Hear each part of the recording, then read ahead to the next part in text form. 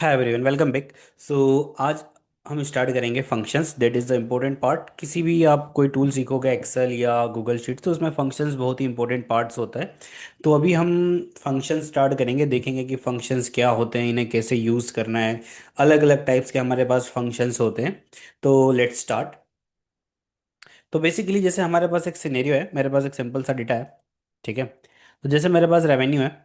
Okay, मान लो revenue अगर नहीं होता है, वैसे कैलकुलेशन किया हुआ है। जैसे हमारे पास क्या है, unit sold and unit price है। तो हमें रेवेन्यू निकालने के लिए हम क्या करेंगे, ये ऑटोमेटिकली आपको जो गूगल शीट सजेस्ट करता है, तो आप यहाँ से एंटर भी कर सकते हैं। ठीक है। देन यहाँ पे आके आप क्या करोगे, ड्रैग एंड ड्रॉप या डबल क्लिक, तो हमारे पास क्या आ गया, रेवेन्यू आ गया। अब समवन सेज कि हमें ये बताओ कि टोटल रेवेन्यू कितना हुआ है। तो अभी तक जो हमने सीखा है उस हिसाब से आप क्या करोगे, लाइक इक्वस टू, सबसे पहले इक्वेशन के लिए। और यहाँ पर हम क्या करेंगे, दिस प्लस इस तरीके से मल्टीपल क्या करते जाएंगे, एडिशन करते जाएंगे, तो हमारे पास क्या आ जाएगा, टोटल रेवेन्यू आ जाएगा। But it is a very hectic way. अगर मान लो हमारे पास बहुत लार्ज डेटा हुआ, तो हम यहाँ पर मैनुअली सम नहीं करेंगे। तो इसी के लिए हमारे पास क्या आते हैं, फंक्शंस आते हैं, जो हमारे टास्क को क्या करते हैं, इजी करते हैं। तो फंक्शंस क्या होता है, functions is a group of related word.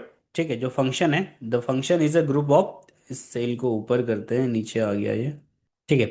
So functions क्या है, functions is a group of related word या प्री डिफाइंड फॉर्मूलाज, जो एक किसी स्पेसिफिक टास्क को क्या करते हैं, परफॉर्म करते हैं। प्री डिफाइंड फॉर्मूलाज, फॉर्मूलाज क्या होते हैं, जो हम खुद बनाते हैं, जैसे हमने इक्वेशंस बनाई, जो मैथमेटिकल एक्सप्रेशन बनाया, दैट इज कॉल्ड फॉर्मूला। और फंक्शंस क्या होते हैं, फंक्शंस वो होते हैं जो पहले से क्या होते हैं, डिफाइन होते हैं। जैसे गूगल शीट या एक्सेल ने पहले से फंक्शन क्या कर रखे हैं, डिफाइन कर रखे हैं, तो वो क्या है, हमारे पास फंक्शंस है। अब ये हमारे काम को क्या करते हैं, बहुत इजी बनाते हैं। जैसे मान लो मैं एग्जांपल देता हूँ कि ATM machine, it is also a function. जैसे अगर हमारे पास एटीएम मशीन नहीं होती, तो हम मैनुअल काम क्या करते, अगर हमें पैसा निकालना है तो हमें क्या करना पड़ता, बैंक जाना पड़ता। वही पूरा प्रोसेस जो बैंक जाके फॉलो करना होता है, उसका एटीएम मशीन एक क्या है, फंक्शन है। यहाँ पर हम इनपुट देते हैं, ओके, और ये हमें क्या देता है, आउटपुट देता है। अब नोट गिनने का काम हमें खुद नहीं करना पड़ता है। जैसे एक और एग्जांपल देता हूँ, रोटी मेकर। जैसे मान लो अगर हमें कोई भी रोटी बनानी है, तो हमें पूरी लाइक जो स्टेप्स है फॉलो करनी पड़ेगी। बट वही रोटी मेकर क्या करेगा, आपको रोटी बना के देगा। तो एक जो फंक्शन आप यूज़ करते हो, उसका क्या होता है, नाम होता है ना। तो फंक्शंस क्या है, ग्रुप ऑफ रिलेटेड वर्ड है, जो हमारे काम को क्या करते हैं, बहुत ईजी बनाते हैं। ठीक है। तो जैसे हम यूज़ करेंगे गूगल शीट में फंक्शंस कैसे यूज़ करना है। तो सबसे पहले तो एक फंक्शन का क्या होता है, नाम होता है। फंक्शन का नाम होता है, मतलब जो भी हम फंक्शन क्या करेंगे, यूज करेंगे, उसका एक क्या होता है हमारे पास, नाम। तो फंक्शंस, जितने भी फंक्शंस हम यूज करेंगे, हर एक फंक्शन का अपना पहले से क्या है, नाम है। तो जैसे अगर हमें फंक्शंस यूज करना है, तो सबसे पहले हमें क्या लगाना पड़ेगा, इक्वल का साइन लगाना पड़ेगा। अब जैसे रोटी मेकर एक फंक्शन है, जैसे मान लो अभी के मैंने जस्ट सिंपल, ऐसा कोई फंक्शन नहीं है यहाँ पे, बट मैं आपको जस्ट एग्जांपल दे रहा हूँ। तो रोटी मेकर जैसे हम यूज करते हैं, तो रोटी मेकर एक फंक्शन है, और इस फंक्शन के क्या आते हैं, पैरेंथेसिस आते हैं। अब जैसे रोटी मेकर है, जो हमारा काम क्या करके, जो जो मैनुअली हम रोटी बनाते हैं, लाइक आटा लगाते हैं, making balls, then rolling, then flip flop, then baking, और फाइनली रोटी बन के तैयार हो जाती है। अब इसी स्टेप, जो 6-7 स्टेप से, इसको फॉलो करने के लिए एक फंक्शन आ गया। तो मतलब हमें ये पूरा का पूरा काम जो हम रोटी बनाते हैं मैनुअली नहीं करना पड़ेगा, हमें रोटी मेकर का यूज़ करेंगे।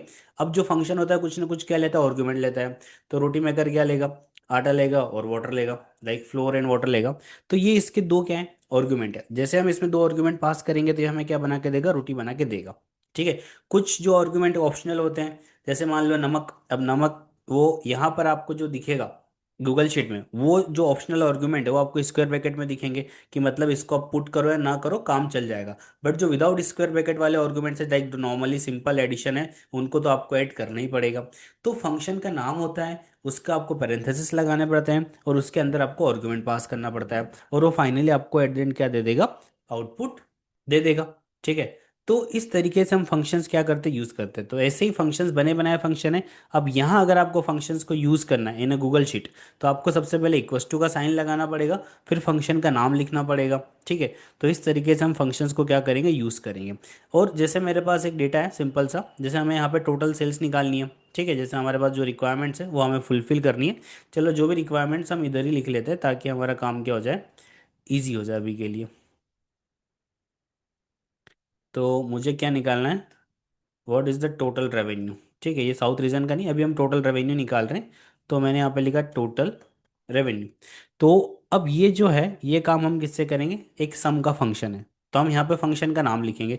अब ऑटो इंटेलिजेंस के हिसाब से जितने भी फंक्शन एस से स्टार्ट होते हैं, गूगल सी टू हमें फंक्शन क्या करता है, सजेस्ट करता है। तो जैसे मैंने एस लिखा, अब आ गया, फिर मैंने यू भी लिखा, तो अब मेरा फंक्शन आ गया। अगर नहीं आता तो जैसे मेरा सम का फंक्शन कहीं ना कहीं, तो मैं स्क्रॉल करूंगा यहाँ पे, तो मैं क्लिक करके इसको क्या कर सकता हूँ, यूज़ कर सकता हूँ। या फिर बेस्ट तरीका है, आप पूरा नाम लिखो एस एम और टैब दबा दो, तो भी फंक्शन ऑटोमेटिक अप्लाई हो जाएगा।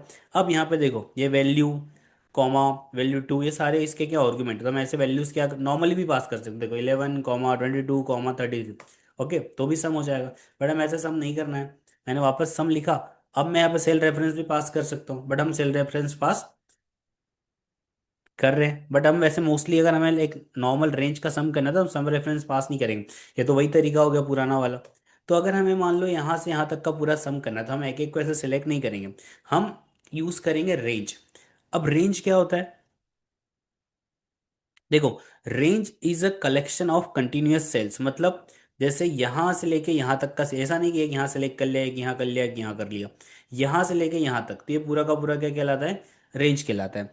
और जो रेंज है, उसको गूगल शीट किस तरीके से दिखाएगा, तो जैसे जो इसका रेंज है, तो स्टार्टिंग पोजीशन जो है, तो यहाँ पे मैं इधर आपको दिखाता हूँ। तो जैसे हमारे पास जो भी रेंज है, ठीक है, तो जैसे सेल एड्रेस है, मान लो मैंने कहीं से कहीं तक कुछ सेल एड्रेस क्या किया है, सिलेक्ट किया है। तो हमने अगर सेल एड्रेस सिलेक्ट किया है, तो जो रेंज है वो आपको किस तरीके से दिखेगा, वो आपको कुछ इस तरीके से दिखेगा कि E2 से लेके E11। तो ये हमारा क्या हो गया, एक पूरा का पूरा रेंज हो गया कि E2 से लेके 11 तक की सारी सेल्स। ठीक है, तो इस तरीके से आपको क्या दिखता है, रेंज दिखता है। जैसे मैं आपको दिखाता हूँ अभी, इक्वल्स टू और बीच में कॉलन का साइन आता है, तो मैंने सम लगाया। सम में मुझे यहाँ से यहाँ तक सम करना है, तो मैंने यहाँ से लेके यहाँ तक का डेटा क्या कर लिया, सिलेक्ट। तो देखो, इसको बोलते हैं F2 से लेके बीच में कॉलन आएगा F16, पूरा का पूरा रेंज। आप ऐसे भी सिलेक्ट कर सकते हो। इसका एड्रेस क्या आएगा, E2 से लेके G2। अगर आप दोनों सिलेक्ट करो तो क्या होगा, इस ये टॉप से आएगा E2, और जो लास्ट वाला कॉलम है उसका बॉटम आएगा G16। तो इस तरीके से हम रेंज को क्या कर सकते हैं, सिलेक्ट कर सकते हैं। तो रेंज हम यूज करेंगे मोस्टली फंक्शंस में, बिकॉज रेंज यूज करने से क्या होगा, हमें मैनुअली सेल्स इंटर नहीं करनी पड़ेगी। तो देखो, कंट्रोल शिफ्ट डाउन मैंने यूज किया, ब्रैकेट क्लोज किया और एंटर, तो हमारे पास क्या आ गया, सम आ गया।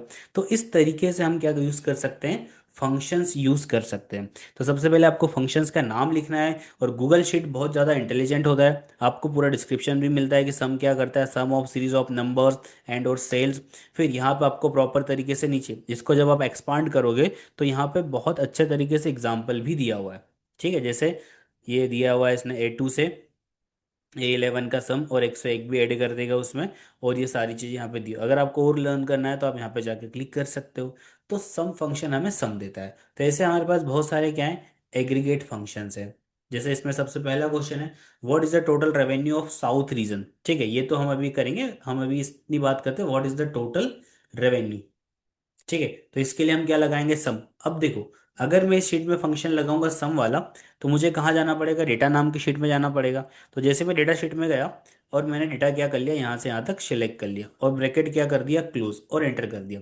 अब यहाँ पे आप देखो, जो डेट फॉर्मूला है, वहाँ पे सबसे पहले शीट का नाम आता है। तो शीट का नाम आना चाहिए, क्यों आना चाहिए, बिकॉज G2 से G16 तो हर शीट में है। तो कौन सी शीट का G2 से G16, उसे यह पता होना चाहिए। और कैसे पता करेगा, शीट के नाम से, कि भाई डेटा नाम की शीट है, वहां पे G2 से G16 तक जाना है और डेटा सिलेक्ट कर लेना है। तो this is sum. How many laptops were sold. ठीक है, मैक्सिमम सेल्स अगर हमें निकालनी है कि भाई मैक्सिमम ऑर्डर कितने का आया, या मिनिमम ऑर्डर कितने का आया, हमें मैक्सिमम सेल्स चाहिए, तो हमने क्या लगाया, मैक्स। हम एग्रीगेट फंक्शंस पढ़ रहे हैं अभी। तो इक्वल्स टू, मैंने यहाँ पे यूज किया मैक्स, मैंने टैब दबाया। अब यहाँ पे मुझे आर्गुमेंट पास करने में, डेटा टैब में गया, और मैंने यहाँ से यहाँ तक का डेटा क्या कर लिया, सिलेक्ट। तो इसमें जो भी मैक्सिमम, सॉरी, हमें मैक्सिमम क्या निकालना है, रेवेन्यू। तो हम यहाँ पे गए, तो जो मैक्सिमम ऑर्डर आया है वो हमारे पास 29,000, सॉरी 2,94,000 का है। अगर हमें मिनिमम निकालना है कि मिनिमम ऑर्डर कितने का, तो हमारे पास एक फंक्शन है मिन, हमने यहाँ पे मीन लगाया। तो जो आपकी सिलेक्टेड रेंज है, उसमें से क्या निकाल के दे देगा, मिनिमम वैल्यू निकाल के दे देगा। हमें निकालना है कि हाउ मेनी टोटल ऑर्डर्स कितने हैं। ठीक है, तो हमें टोटल ऑर्डर्स निकालने हैं अभी यहाँ पे, अभी हमें एक क्वेश्चंस बाद में करेंगे। टोटल ऑर्डर्स तो हमें निकालने टोटल ऑर्डर कि भाई टोटल कितने ऑर्डर है। तो टोटल ऑर्डर, तो टोटल ऑर्डर में हम क्या करेंगे, ये हमारे पास हर एक ऑर्डर आईडी है, तो हम काउंट कर लेंगे कि भाई यहाँ से यहाँ तक ऑर्डर कितने हैं। तो हमारे पास एक फंक्शन है जिसका नाम है काउंट। सो काउंट एक ऐसा फंक्शन है, काउंट, तो काउंट एक ऐसा फंक्शन है जो क्या करता है, आपकी रेंज में उन वैल्यूज को काउंट करता है जिन सेल्स में क्या है, नंबर्स। जैसे मान लो मैं यहाँ पे गया, यहाँ पे 3 है, यहाँ पे एक स्पेस है और यहाँ पे ये, और यहाँ पे 2 3 स्पेस छोड़ के कुछ लाइक ये भी। अब मैंने काउंट लगाया, मैं आपको नॉर्मली लगा के बताता हूँ। सो काउंट, और मैंने यहाँ से यहाँ तक सिलेक्ट किया। अब टोटल कितनी सेल है मेरे पास, 1 2 3 4 5 6, बट इसका आंसर क्या आएगा, 4। बिकॉज काउंट उन सेल्स को काउंट करता है जिन सेल्स में क्या है, नंबर्स है। तो इसीलिए हमने क्या किया, यहाँ पे काउंट लगा तो हमें टोटल ऑर्डर पता चल गया। इसका एक भाई भी होता है, उसको बोलते हैं काउंट ए। अब काउंट ए क्या होता है, देखो, जैसे मेरे पास नाम है, ठीक है, मुझे काउंट करना है कि टोटल यहाँ पे कितने नेम है। तो मैंने यहाँ पे क्या लगाया, काउंट लगाया, बिकॉज काउंट, और काउंट लगा के मैं यहाँ पे गया और मैंने ये सारे नाम क्या कर लिए, सेल्स पर्सन के नाम सिलेक्ट कर लिए। तो यहाँ पे आंसर 0 आएगा। सो काउंट जो है वो उन सेल्स को काउंट करता है जिन सेल्स में सिर्फ और सिर्फ क्या है, नंबर्स है। तो अगर हमें टेक्स्ट वाली सेल्स को काउंट कराना है तो हमारे पास कौन सा फंक्शन आएगा, काउंट ए। और मैं फिर यहाँ से यहाँ तक सेलेक्ट करूंगा तो यहाँ पे काउंट ए लग जाएगा, तो 15 सेल्स में सेल्स पर्सन है हमारे पास। अब इसका ये मतलब नहीं है कि काउंट जो ए है वो सिर्फ न्यू टेक्स्ट को काउंट करे, वो नंबर्स को भी काउंट कर सकता है। जैसे मैंने यहाँ पे ए लिखा है, यहाँ पे बी लिखा है, यहाँ पे 3 लिखा है, यहाँ पे 34, यहाँ पे स्पेस दिया, और यहाँ पे 5, और यहाँ पे जी लिखा। अब मैं दो फंक्शन यूज़ कर रहा हूँ। मैंने यहाँ पे यूज़ किया काउंट, तो जो काउंट फंक्शन है वो तो मुझे काउंट कितना देगा, सेल्स का ही काउंट देगा, 1 2 3, ठीक है। बट जो काउंट ए है वो फंक्शन मुझे नंबर्स का भी काउंट देगा और टेक्स्ट का भी काउंट देगा। और सिंगल टेक्स्ट को भी काउंट कर सकता है, सिंगल नंबर को भी काउंट कर सकता है। तो काउंट किसको नहीं करेगा, सिर्फ एम्प्टी सेल्स को, जो कि काउंट भी काउंट नहीं करता है, ठीक है। बट काउंट ए सब में लगता है। तो इस तरीके से काउंट ए है। अगर हमें एवरेज निकालना है, एवरेज रेवेन्यू कितना है, तो हमने कौन सा फंक्शन लगाया, हमारे पास एवरेज क्या होता है, सम ऑफ नंबर्स। तो पहले हम मैनुअली करते हैं। तो मैंने सारे जितने भी ऑर्डर है उनका क्या किया, सम किया। फिर मुझे क्या करना है, sum of numbers divided by count of orders. तो मैं एक फंक्शन को, फिर मैंने डिवाइड का सिंबल लगाया और नीचे दूसरा फंक्शन कौन सा लगा दिया, काउंट, और मैंने काउंट ऑफ ऑर्डर कर लिया, या काउंट ऑफ नंबर्स। इस डेटा में मैं वापस काउंट भी लगा सकता हूँ, तो इसका काउंट भी बता देगा कितनी सेल्स है। तो देखो ये एवरेज आया मेरे पास। तो इसने मुझे क्या दिया, इस सम वाले फंक्शन ने मुझे टोटल सम दिया 19,000, लाइक 9,91,000। और काउंट वाले ने मुझे उसी कॉलम का क्या दिया, सेल्स का काउंट, 15 सेल, तो डिवाइड हो गई।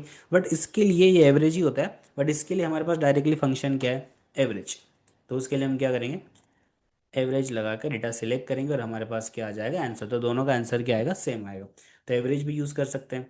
अगर हमें ब्लैंक सेल्स काउंट करनी है तो हमारे पास फंक्शन है काउंट ब्लैंक। तो इससे हम ब्लैंक वाली वैल्यूज़ क्या कर सकते हैं, काउंट कर सकते हैं। काउंट ब्लैंक, जैसे मान लो मैंने ये सेल सिलेक्ट करी, तो इतने सिलेक्शन में ब्लैंक रोज कितनी है, सिर्फ और सिर्फ 2 है। तो count blank, blank cells count करता है। तो हमारे पास कुछ एग्रीगेशन फंक्शन है, सम, मैक्स, मीन, जो हमने अभी यूज़ करें। तो आपको इनकी प्रैक्टिस करनी है, sum, max, mean, count, count A, and average, count blank, ठीक है। एंड नेक्स्ट वीडियो में हम देखेंगे जो हमारे फंक्शंस है, कंडीशनल फंक्शंस, ठीक है, जो हम स्टार्ट करेंगे इफ से। Please subscribe IOTA Academy for more content. Thank you.